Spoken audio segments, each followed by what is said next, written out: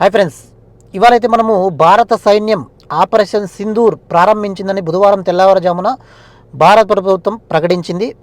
మొత్తం 9 ప్రాంతాలను లక్ష్యంగా చేసుకున్నట్లుగా ఈ ప్రకటనలో పేర్కొంది.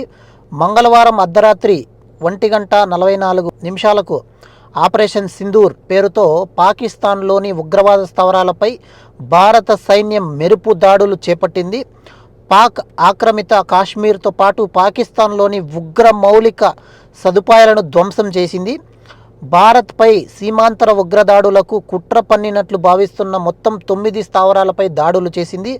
పూర్తి ఖచ్చితత్వంతో దాడులు చేసినట్లు ఇండియన్ ఆర్మీ పేర్కొంది. పూర్తిగా అయితే దాడులు అయితే ప్రారంభమైతే అయ్యాయి. ఉద్రిక్త పరిస్థితులు తావు లేకుండా పాక్ సైనిక సదుపాయాలపై కూడా ఎక్కడా దాడులు చేపట్టలేదని భారత ప్రభుత్వం పేర్కొంది. ఓకే, ఇకపోతే భారత ఆర్మీ ఎయిర్ ఫోర్స్ బలగాలు సంయుక్తంగా ఈ దాడిని అయితే నిర్వహించాయి. ఆపరేషన్ సింధూర్ ఎక్కడ చూసినా ఇదే ఇప్పుడు టాపిక్ ఇండియాలో.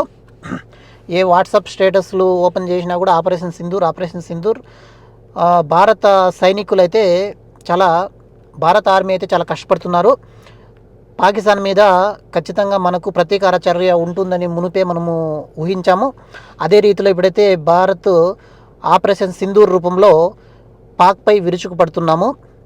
వీడియోకి లైక్ చేయండి, మరో వీడియోలోకి వద్దాం. Bye friends.